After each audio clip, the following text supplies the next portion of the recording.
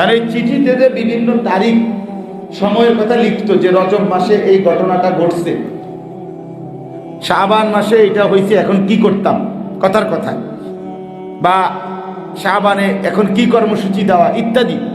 তখন ওমর রাদিয়াল্লাহু তাআলা আনহু কিতাবের মধ্যে আছে, অহরহ বলতে হইতো, জিজ্ঞেস করতে হইতো যে এটা কোন রজব, এবারের এই বছরেরটা না গত বছরেরটা। মানে ওই লম্বা সময়ের গ্যাপের কারণে বুঝতেন না অনেক সময়, বুঝছেন কি না, বল কোন জানুয়ারি, কথার কথা আমি বললাম যেটা কি এবারের ফেব্রুয়ারির কথা বলতেছেন।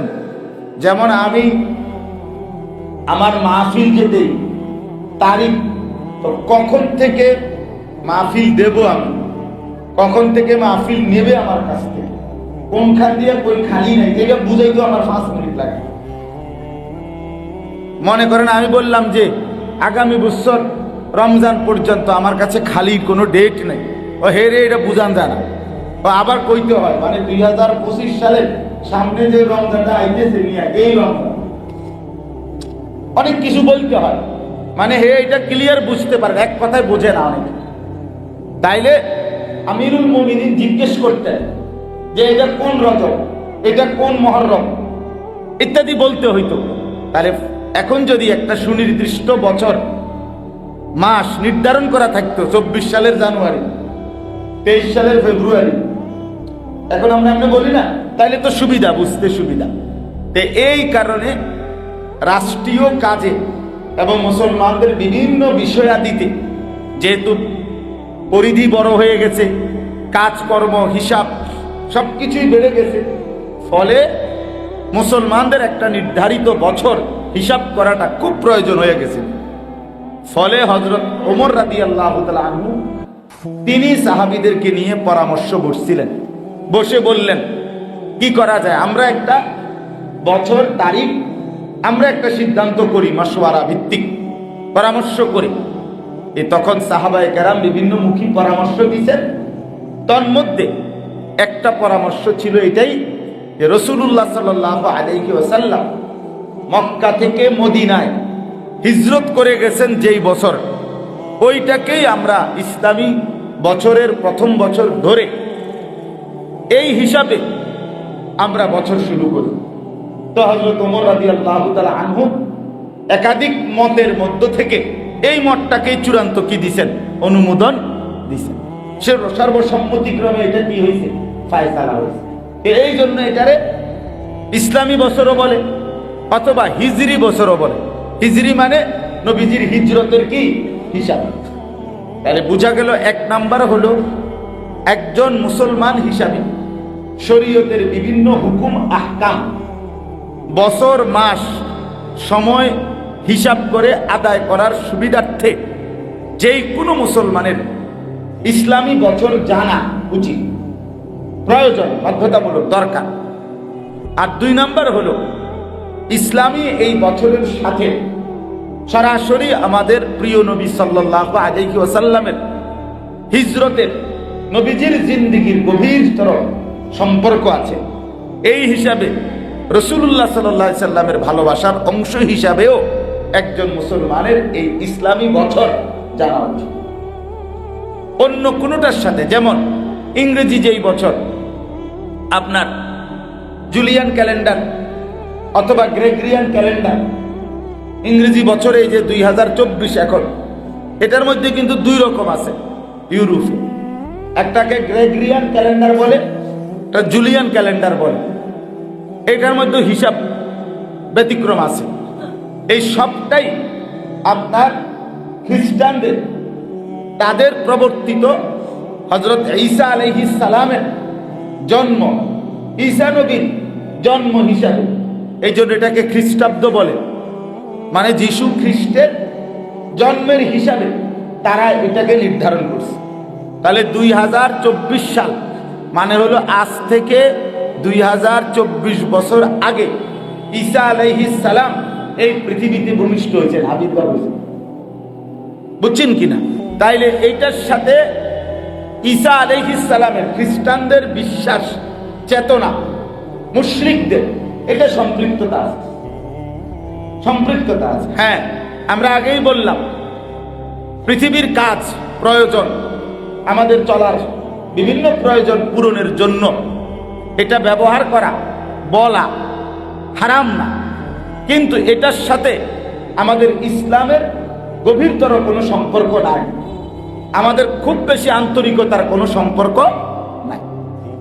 বাংলা বছর, যেমন বাংলা সন, যেটা বাংলা সন সম্রাট জালালউদ্দিন মোহাম্মদ আকবরের আমলে রাষ্ট্রের পুরা এই দিল্লির খেলাফত, আপনার এই উপমহাদেশের যে মানে বাদশাহী ছিল, সাম্রাজ্য, মোগল সাম্রাজ্য, তো বিশাল অঞ্চল, এখানে রাষ্ট্রের খাজনা, ওই যে ধান নির্দিষ্ট মৌসুমে ধান কাটার পরে খাজনা দিত জনগণ, এই খাজনা ট্যাক্স কয় বছরের কোন হিসাবে এই খাজনা আদায়ের জন্য সুবিধার্থে তখন এই সম্রাট জালালউদ্দিন মোহাম্মদ আকবর তার সভাসদ তাদেরকেই প্রথম বলছিলেন যে তোমরা আমাদের এই অঞ্চলের জন্য একটা আলাদা সন তারিখ, আমাদের এই খাজনা আদায়ের সিজনের হিসাবের সুবিধার্থে তোমরা একটা মিলাও। তখন এই জালালউদ্দিন আকবরের, যারে আকবর দি গ্রেট বলে, এই উনার আমলেই আপনার এই বর্তমানের এই বাংলা সন যেটা আমরা বলি, এইটা আপনার কি হয়েছে, চালু হয়েছে। এটা হলো ওই ফসলের ট্যাক্স খাজনা আদায়ের কি সুবিধা। এখনো দেখবেন এই আপনার ইয়া কাটতে, দাখিলা বা খাজনার ইয়া কাটতে তারিখ 1 নম্বরে লেখে কোনটা, বাংলাটা লেখে। এদের কাছে মেইন হিসাব কিসের হিসাব, বাংলা সনের হিসাব। এখনো এটা সিস্টেম, ওইখান থেকে আসছে এটা। তাইলে বাংলা সন এইটার সাথে সম্পৃক্ততা হলো ওই খাজনা আদায় ট্যাক্সের সাথে সম্পৃক্ততার বিষয় ছিল।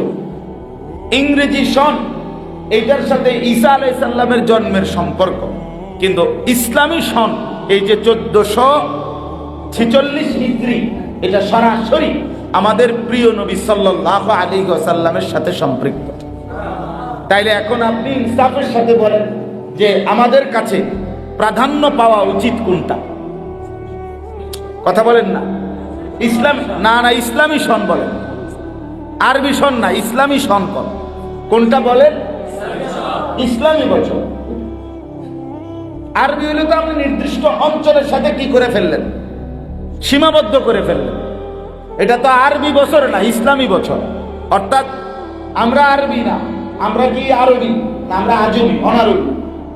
কিন্তু এই বছর ইসলামী বছর, এটা আমাদের না, আমাদের।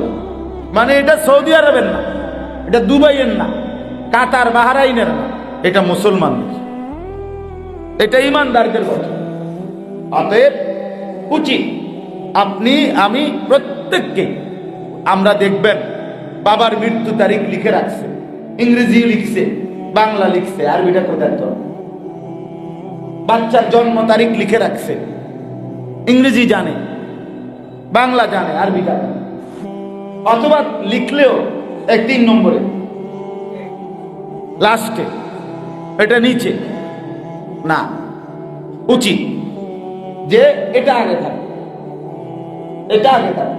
এখন যেহেতু আপনার সেই ব্রিটিশ শাসন আমলে ব্রিটিশরাই যেহেতু ইংরেজি ভাষা এবং তাদের বছর, তাদের হিসাবপত্র, কোর্ট কাচারি সবকিছু, শাসক যে হয় সে তার মতাদর্শই চাপায়, এটা নিয়ম। তো 190 বছরের ব্রিটিশের শাসনের কারণে এই উপমহাদেশে সর্বকিছুতে এই ব্রিটিশের পদ্ধতি চালু করা হয়েছে, সেটা সরানো হয় নাই বা হচ্ছে না। কিন্তু মুসলমান হিসাবে আমাদের মনে রাখতে হবে, এরপরেও যে আমাদের কাছে আমাদের ইসলামী বছর ভুলে যাওয়া, টোটালি বুঝতেই না পারা, এটা কিন্তু অনেক বড় একটা অন্যায়, অপরাধ ছাড়া আর কিছু। এটা ছোট্ট বিষয় না। আপনি যদি বলেন এটা একটা ছোট বিষয়, হুজুর তারিখ সন এগুলো নিয়ে এত মাতামাতির কি আছে? কিছু মুসলমান, কিছু বুদ্ধিজীবী, কিছু পণ্ডিত মুসলমানদের সমাজে সর্বসময় আছে যে ওলামায়ে কেরাম যেটাই বলবে হুজুর এটা সাধারণ বিষয়, স্বাভাবিক বিষয়, এটা নিয়ে এত পেরেশানি হওয়ার কিছু নাই। মানে উনি যেটা বলবে, ওনারা যেটা বলবে এটাই হলো সময়ের গুরুত্বপূর্ণ বিষয়। ওলামায়ে কেরাম যেটা বলবে এটাই হবে সংকীর্ণতা, এটা সম্পূর্ণভাবে সীমা লঙ্ঘন আর বেয়াদবি ছাড়া আর কিচ্ছু না। এটা অসভ্যতা, অসভ্যতা। একটি জাতি, মুসলমানের একটা বিশাল গোষ্ঠী বলতেই পারে না যে ইসলামী বছর আজকে কত সন। এটা কি আমাদের জন্য দুর্ভাগ্য না? 2024 সাল যে এই এখন চলতেছে, এটা বলতে পারে না কয়জন? না না, 2024 সাল কথা বলতেন না, এখন যে ইংরেজি সাল কত এটা জানে না। এরকম মানুষ কয়জন? পাওয়াই যাবে না, পাওয়াই যাবে না, একেবারে মাসুম বাচ্চা ছাড়া। হেতু তো 2024 কি আর 28 কি, কিন্তু স্বাভাবিক মানুষ যারা তারা সবাই জানে। তাহলে এটা সবাই জানলো, কিন্তু 1446 হিজরি আজকে শুরু হয়েছে, চলতেছে। এইটা একজন একজন করে ধরে আপনি বলেন যে কয়জনে জানেন? খবর নেন, চলেন চান্দিনা বাজারে হাঁটা খবর নেন, মুসলমানের কাছে জিজ্ঞেস করেন যে ভাইয়া ইসলামী বছর এখন কোন সাল? কয়জনে বলতে পারবে? কথা বুঝছেন কিনা বলেন? আপনি 10,000 মানুষের উপরে জরিপ চালান, কয়জন পাবেন দেখেন? কবে এত তার টোয়ানের সময় না, আরে রাখেন সে হুজুররা, মানে এটাকে উড়াই দিল। তো কাকে উড়াই দিলেন? রাসূলুল্লাহ সাল্লাল্লাহু আলাইহি ওয়াসাল্লামের হিজরত ইসলামের ইতিহাসের সবচেয়ে টার্নিং বিষয়। ইসলামের পুরা বিজয়, ইসলামের অগ্রযাত্রা, ইসলাম সারা পৃথিবীময় ছড়িয়ে পড়া, রাসূলুল্লাহ সাল্লাল্লাহু আলাইহি ওয়াসাল্লামের নবুয়ত রিসালাতের সমৃদ্ধি, ব্যাপ্তি, পরিসর বিশালভাবে ছড়িয়ে পড়া, সবকিছুর মূলে হিজরত। হিজরত অর্থাৎ রাসূলুল্লাহ সাল্লাল্লাহু আলাইহি সাল্লাম মক্কা থেকে মদিনায় হিজরত করে গেলেন, এরপরেই 9 বছরের ব্যবধানে ইসলাম গোটা পৃথিবীতে ছড়ায় পড়ছে, সারা পৃথিবীতে। এই জন্য আমি আপনাদের কাছে বিষয়টা বললাম যে আমরা প্রত্যেকেই এটা মনে রাখবো। আমি আমার আগের মসজিদে এটা চালু করছিলাম, এইখানেও আমি আসলে আগে খেয়াল করা উচিত ছিল, আমার মনে ছিল না কথাটা, আমারও মনে হয়। অর্থাৎ এইখানে আমি, অথবা আমার সাথে মনে করলে দুলাল ভাই, মানে আরবি সন লাগানোর বোর্ড আছে, এখানে আছে আমাদের আলাদা বোর্ড আছে, মানে এটার মধ্যে বড় মহররম কয় তারিখ 1446 হিজরি, এইটা আমার মাদ্রাসাতেও আছে, আমার শায়েখের মাদ্রাসা সুদর্ণপুরেও আছে, ঢাকাতে বর্তমানে বহু মসজিদে আছে। অর্থাৎ মুয়াজ্জিন সাহেব প্রতিদিন এটা কি করবে? ওই খুলে দিবে, অর্থাৎ তারিখ মহররমের 6, 7, 3 এটা উনি কি করে নিবে, একবারে ঘুরে আবার লাগাই দিবে। অর্থাৎ কমপক্ষে পুরা মহল্লার পক্ষ থেকে আমরা মসজিদওয়ালারা এটার কি রাখলাম? হিসাব রাখলাম। ফলে সমস্ত মুসলমান কি পাবে? সওয়াব পাবে, আর গুনাহ থেকে সবাই কি হয়ে যাবে? বেঁচে যাবে। এটা এই 400-500 টাকা মনে একটা বোর্ড এটা পাওয়া যায়, এটা মনে করলে আমি আনাই দেব, খেয়াল করলে ইনশাআল্লাহ। তাইলে আমরা ইনশাআল্লাহ এই বিষয়টা বুঝলাম, গুরুত্ব দিলাম। এবার আসেন 1446 হিজরি ইসলামী বছর, এটা আমাদের জন্য গুরুত্বপূর্ণ বললাম বিভিন্ন দৃষ্টিকোণে। আমাদের শরীয়তের বিধান পালন করার ক্ষেত্রেও দরকার, আমাদের জন্য রাসূলুল্লাহ সাল্লাল্লাহু আলাইহি ওয়াসাল্লামের ভালোবাসার দাবিতেও দরকার। এখন আরবি বছর বা ইসলামী বছরে 12টি মাস, মূলত পৃথিবীর যেই কোনো হিসাবে বছরে 12টি মাস। এবারে ইংরেজি বছর বলেন, বাংলা সন বলেন, ইসলামী সন বলেন, মাস কয়টা? 12। এখন এই প্রশ্ন হইল মাস 12টা কেন? মানে সবাই তো আলাদা আলাদা সন, সনে তো বদলায় গেল, 24 কোথায়, 46 কোথায়, 32 কোথায়, 33 কোথায়, মানে এগুলো তো নড়ে চড়ে গেল। কিন্তু মাস কেন সবার কাছে 12টি? মাস 11টা না কেন? মাস 13টা নয় কেন? 13 মাসে বছর হয় না কেন? 11 মাসে বছর হয় না, 12 মাসেই বছর কেন? আল্লাহ তাআলা কোরআনুল কারীমে এই কথাটাই আমি আয়াত করছি, এটা সরাসরি 10 নম্বর পারা কোরআনুল কারীমের 9 নম্বর সূরা, সূরা তাওবা, এই সূরার 36 নম্বর আয়াতে আল্লাহ তাআলা নিজেই বলেছেন যে আল্লাহ তাআলা আসমান জমিন সৃষ্টির আগেই লৌহে মাহফুজে এই সৃষ্টি জগতের সমস্ত কিছুর তাকদীর ফায়সালা আল্লাহ যখন লিপিবদ্ধ করাইছেন, তখনই আল্লাহ তাআলা এই পৃথিবীতে বছর হবে 12টি মাসে, এটা আল্লাহই সিদ্ধান্ত করে 12 সংখ্যাটি নির্ধারণ করে দিয়েছেন। ইন্না ইদ্দাতাশ শুহুরি ইনদাল্লাহ, নিশ্চয়ই মাস সমূহের গণনা হিসাব আল্লাহর নিকটে ইসনা আশারা শাহরান, 12 মাস। যে ইসনা আশারা অর্থ 12, ইসনা আশারা অর্থ কি? ফি কিতাবিল্লাহ, এই সিদ্ধান্তটা আল্লাহ কোথায় দিয়েছেন? ফি কিতাবিল্লাহ, আল্লাহর কিতাবে। এখানে অর্থ হলো লৌহে মাহফুজ। লৌহে মাহফুজ যেখানে আল্লাহ তাআলা আল্লাহর সমস্ত মাখলুকের তাকদীর লিখছিলেন, লিখাইছেন। আল্লাহকে বাদ দিয়ে সবকিছুর কি আছে? তাকদীর আছে। মা সেওয়াল আল্লাহ বাদে যা কিছু আছে, আসমান জমিন চন্দ্র সূর্য গ্রহ নক্ষত্র, আলো অন্ধকার, নদী সাগর পানি, খাল বিল, কীট পতঙ্গ জন্তু জানোয়ার পোকা মাকড়, সবকিছুর কি আছে? তাকদীর আছে। তকদির শুধু মানুষের না, তকদির সমস্ত মাখলুকাত। ওই এই পিঁপড়াটা কতদিন বাঁচবে, কি খাবে না খাবে, তাকদীর আছে। এই সাগরে কতটা ঢেউ আসবে, কতবার জোয়ার আসবে, কতবার ভাটা আসবে, এটা তাকদীর আছে, এটা হিসাব আছে। নাহলে নদী মরে যায় কেন? অর্থাৎ নদীর জোয়ার ভাটা বন্ধ হয় কেন? তো হিসাব শেষ। কথা বুঝছেন না? জোয়ার ভাটা তো কি কারো সিদ্ধান্তে আসে না, আল্লাহর ফয়সালা আসে না। তো সব কিছু, এই আসমান কতক্ষণ থাকবে, এই সূর্য কতবার আলো দিবে, কতবার ডুববে, সব কিছু তাকদীর একেবারে সব। নুন ওয়াল কলমি ওয়া মা ইয়াসতুরুন, কোরআনে আছে আল্লাহ তাআলা কলম সৃষ্টি করে সেই কলমের মাধ্যমে তার সমস্ত সৃষ্টির তাকদীর লেখাইছেন। তো ওইখানে আল্লাহ লেখাইছেন যে এই পৃথিবীতে কিয়ামত পর্যন্ত আমার বান্দাদের জন্য বছরের হিসাব হবে 12টা মাস।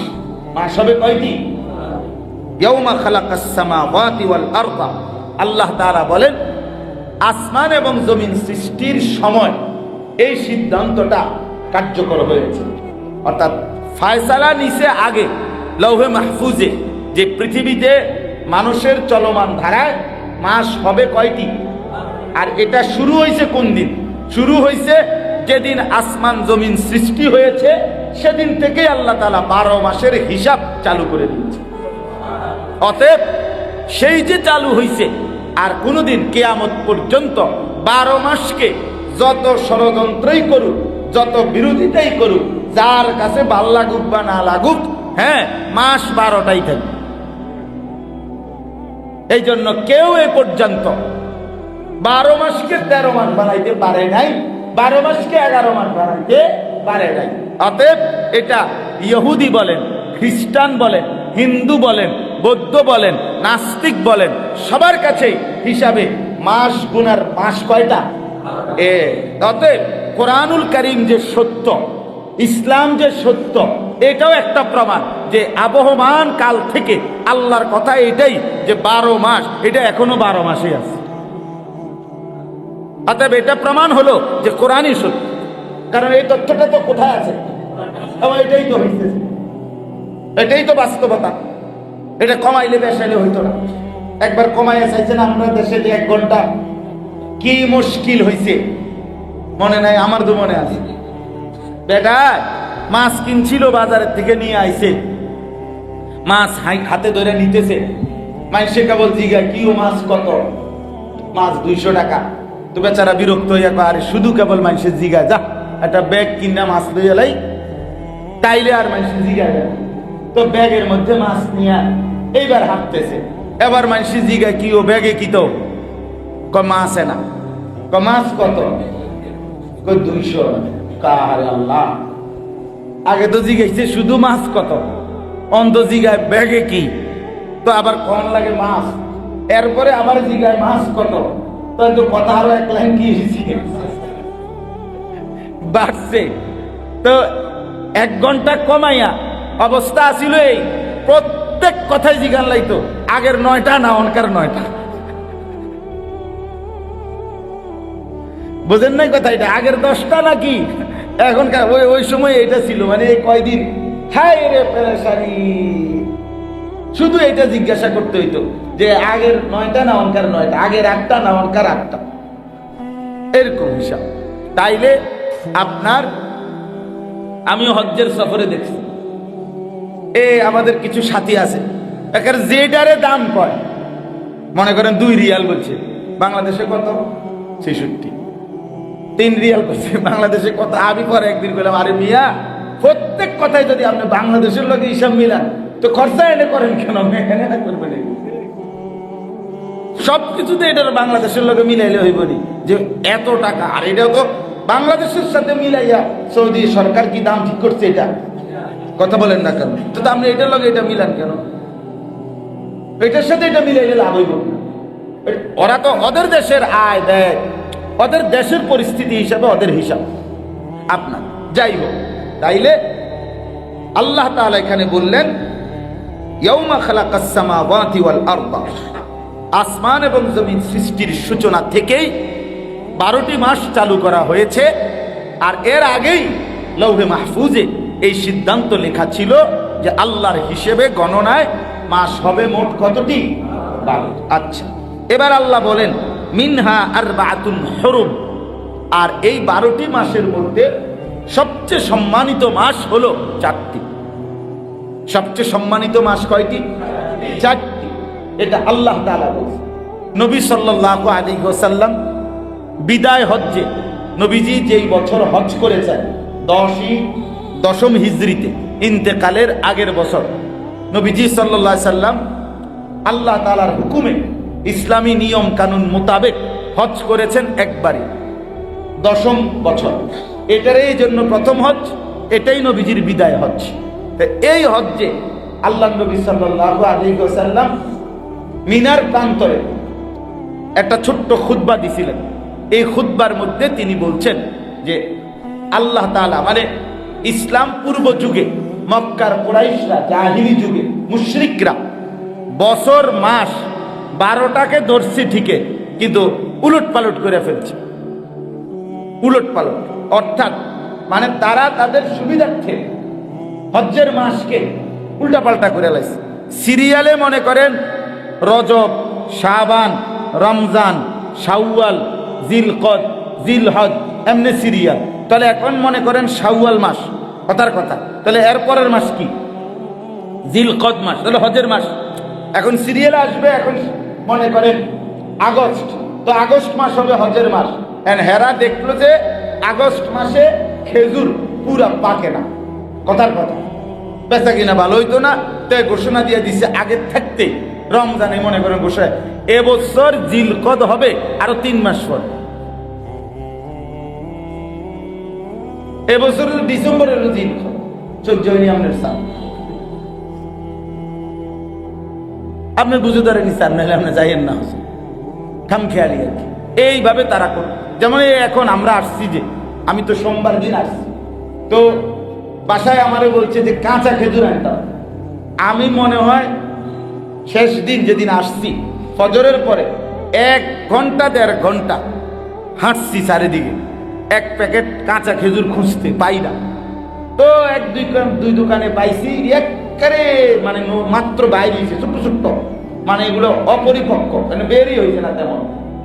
এখন সব দোকানদারই বলতেছে হুজুর আর যদি 20টা দিন সময় পাইতাম আমরা, তাইলে আমরা পুরা দমে কি বেচতে পারতাম কাঁচা খেজুর। এখন 20 লাখ হাজির কাছে কি বেচা যাইত? কাঁচা খেজুর খুব চাহিদা, মানে মজা খাইতে, তাহলে এখন বেচতে পারে নাই হেরা। এই তো ওই সময় তারা এটা কি করত, এরকম ওই সিজন বুঝা মাসটারে উলট পালট নড়াচড়া করে ফেলত। কিন্তু আল্লাহ তাআলা কোরআনুল কারীমে এই আয়াত আর রাসূলুল্লাহ সাল্লাল্লাহু আলাইহি ওয়াসাল্লাম ওই দিন মিনার প্রান্তরে বললেন যে দেখো, মক্কার মুশরিকরা যতভাবেই উলট পালট করছিল, সব উলট পালট ভাও হইয়া এই বছর আল্লাহর কুদরতে নবীজি যে বছর হজ করছেন, স্বাভাবিকভাবে সিরিয়ালে যে মাস হজের মাস, ওইভাবেই আইসা আল্লাহর কুদরতে মিল গেছে। ইন্নাজ জামানা কাদ ইস্তাদারা কাহাইআতি, নবীজি বললেন। তার মধ্যে নবীজি বললেন এই 4টি মাস যেটা আল্লাহ বলছেন সম্মানিত, এই 4 মাস হলো জিলকদ, জিলহজ, মুহররম, এই এখন আরেকটা হলো রজব, ওই রমজান শাবানের আগের মাস রজব মাস। তাহলে এই এখন মুহররম মাস, এটা হলো আল্লাহ তাআলার নিকট 4টি সম্মানিত মাসের মধ্য থেকে একটি। আল্লাহ তাআলা বলেন যালিকা দ্বীনুল কাইয়্যিম, এটা অকাট্য বিধান। মাস হবে 12টি, 4টি মাস সম্মানিত থাকবে কিয়ামত পর্যন্ত, এটা অকাট্য, অর্থাৎ পৃথিবীর কোন শক্তি এটা বদলাইতে পারবে। এখন শেষ কথা হইল, আল্লাহ তাআলা বলেন ফালা তাযলিমু ফীহিন্না আনফুসাকুম, অতএব তোমরা আল্লাহর দেওয়া মাসে 12 মাস অথবা আল্লাহর দেওয়া এই সম্মানিত 4টি মাসে তোমরা কোনোভাবে গুনাহ, নাফরমানি, আল্লাহর অবাধ্যতা করে নিজের উপরে জুলুম করো না, নিজের বরবাদ করো না, নিজের ক্ষতি করো না বান্দা।